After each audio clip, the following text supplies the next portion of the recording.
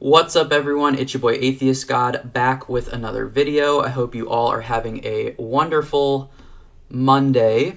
And today I'm going to be reacting to a video that I saw over the weekend on Jubilee's channel. If you're not familiar with Jubilee, I highly recommend you go check out their channel. They have a lot of really great, interesting, and insightful content. Pretty much the whole premise is bringing together people with differing opinions and allowing them to have, an open and honest conversation about why they disagree and hopefully find some middle ground. So the video I'm going to be reacting to today is entitled, I Chose to Go to Gay Conversion Therapy, Ask Me Anything. And really quickly, before we get into the video, I do just want to be transparent about my own biases going into this. So I am gay myself, so as I'm sure you can imagine, I don't have a favorable opinion of conversion therapy, to say the least. That being said, there are a lot of interesting points raised in this video, some of which I agree with, others I find patently ridiculous. So without further ado, let's get into the video. If you were alone in a room with someone who willingly went through gay conversion therapy, what would you ask? Hey, Hi, you feeling good? I'm feeling great. Who are you? My name's Chris. Would you mind telling me a little bit about yourself? I'm 40 years old. I live in Los Angeles. I was born and raised in Canada. I came to the United States to study ballet and dancing, and I was a professional dancer for about 12 years. What was the moment that made you feel being gay was wrong? Can you take me back there? I'd struggled with that my whole life. I can't pinpoint an exact moment because I think I knew that I was gay from a young age since I was like 4 or 5. I always felt like it was not right, because I grew up in the church in a conservative family, and There's the rub, folks. There is the rub. It's all downhill from here. they had certain expectations of genders and sexual of our roles, and like guys don't like guys, they like girls. As far as the decision to go into conversion therapy, that was a decision I made when I was about 19 years old. And what was the deciding factor for you to go to conversion therapy at 19? When I was 19, it was around the time that 9/11 happened, and I feel like a lot of people felt very lost and felt very scared, and there was a lot of like uncertainty in the air. Yeah. And when that happened, I was living far away from my family. I was still like relatively new to being on my own, and so I was just desperately seeking a sense of comfort and a sense of like security and just like someone to just protect me. And so I thought I needed to go back to the church, to my faith, but I felt like my homosexuality, being gay, was holding me back from having, a relationship with God. So I decided at that time to go into conversion therapy. That's when I spent 2 years in ex-gay ministry. I don't look at it so much as conversion therapy. I look at it as like healing sexual brokenness. People sometimes... Healing sexual brokenness. What a euphemism. I think that's what all the conversion therapy places should put on their brochures. We're just healing sexual brokenness. I mean, that does sound a lot better than, repressing your happiness and living a lie. That doesn't have quite the same ring to it, does it?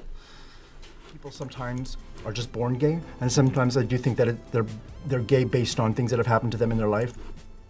Are you a devout Christian? I am a Christian. I consider it one of the most important things in my life. I believe in God. I believe that Jesus is the Son of God. I believe that the only way to God and to heaven is through his Son, Jesus Christ. So I believe like that school of thought. Now, I know I'm not the first to make this argument by any means, but if God created you in his image and he made you gay knowing that that's a sin, I just can't fathom why he would do such a thing. And I know people are like, oh, well, this is his will and he knows that you can handle it. That's why he put you on this path, because he knows that you're strong enough to repress those urges and lie to yourself and bottle up your true happiness. He just knows that you can handle it.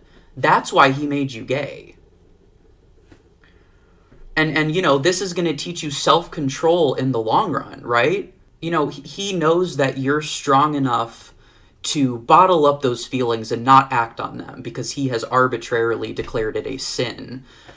I mean, it just seems kind of cruel to like set someone up for failure like that again. But again, it's God's will.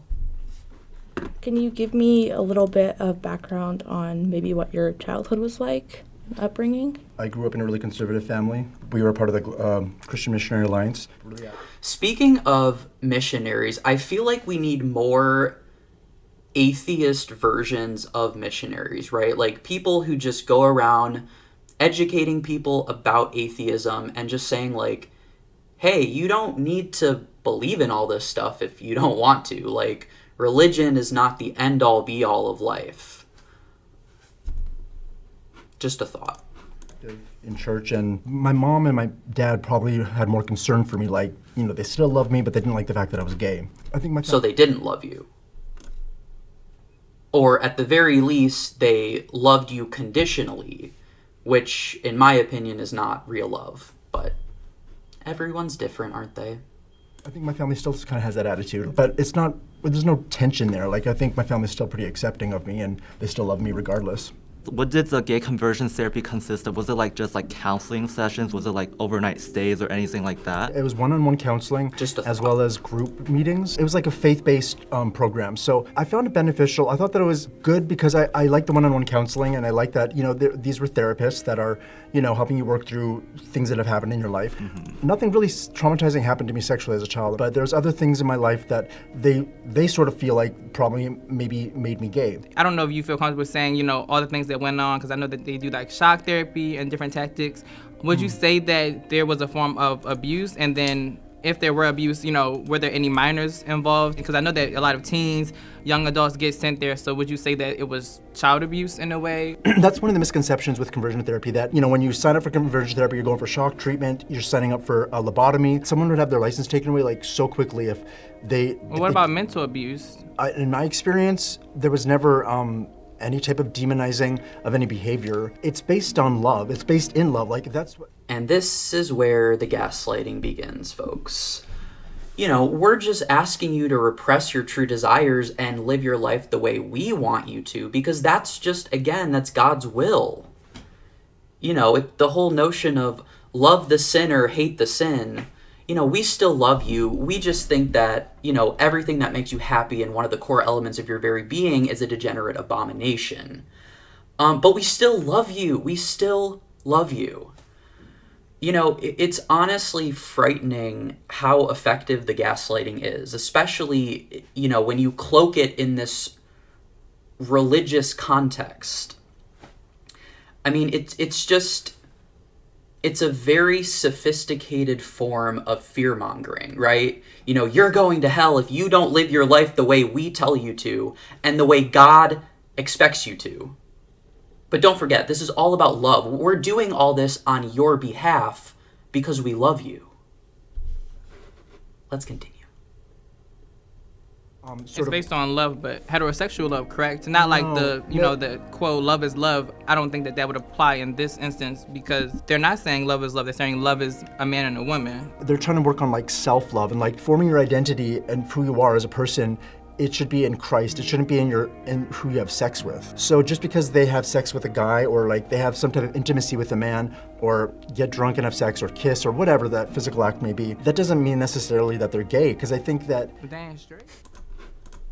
I do agree with him on that point. I don't necessarily think that simply having sexual relations with someone of the same sex makes you gay. I think the emotional attachment needs to be there as well. So that we do agree on.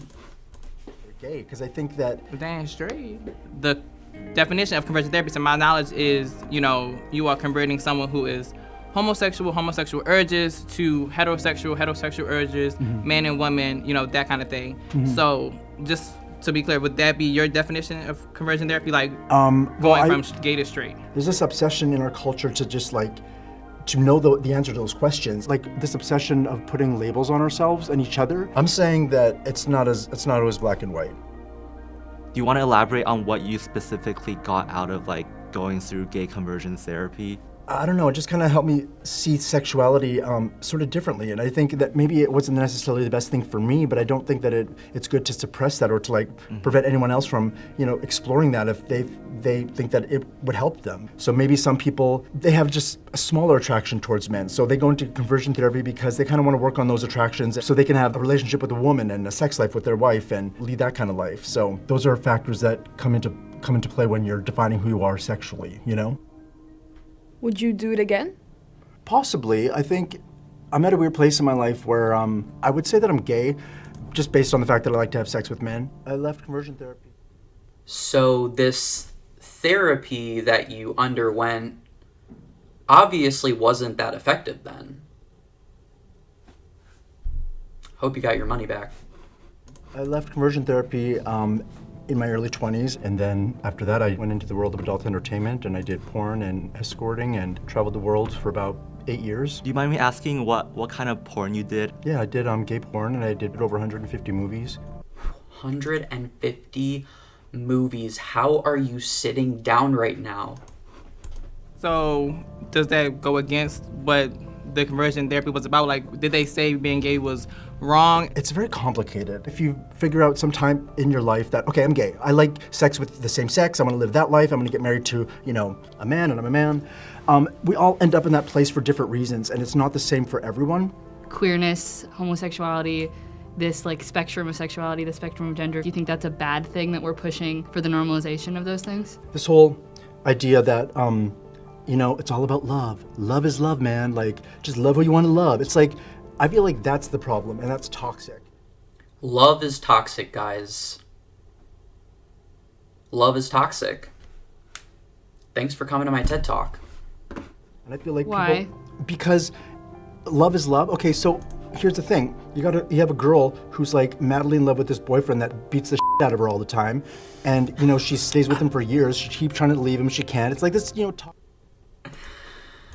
So this is one of the many false equivalencies that are used to justify why being gay is bad. So people will say things like, oh, well, if we normalize being gay, what's next? Are we going to normalize having sex with giraffes, donkeys, Amazon drones? We're opening the floodgates, guys. We got to get a handle on this. It's just ridiculous. And again, this is just a manifestation of all the years of gaslighting and self-hatred that he endured. And it's really sad that he's making this analogy right now. But again, it's all about rationalizing and justifying your opinion in your mind. So it's a up relationship. Love is love. It's just about love. It's no, love is a feeling. And I think that you cannot base your life and your decisions on a feeling, because feelings change all the time. So this is a little, what he just said right here is a little nonsensical to me. So he says, or what are his exact words? He says, you cannot base your life and your decisions on a feeling, because feelings change all the time. So you can't base your decision to marry a person or even just be in a relationship with a person on your feelings of, you shouldn't base that decision on your feelings of attraction towards said person. Why else would you start a relationship with someone? Why else would you marry someone? It's based on your feelings of attraction toward them. I'm trying to understand what he's saying there, but I think it's, there's a disconnect. There's a disconnect there. Because feelings change all the time. Just because you label something as love doesn't mean that it's right. And that's what I feel like there's this push to do. It's So you think being gay is wrong?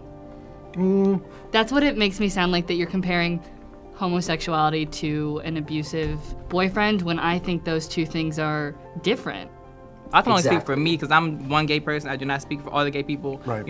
At first, yes, when you are coming out in your sexuality, it is something that you're struggling with. It's something that, you're battling. You don't really know, okay, do I like girls? Do I like guys?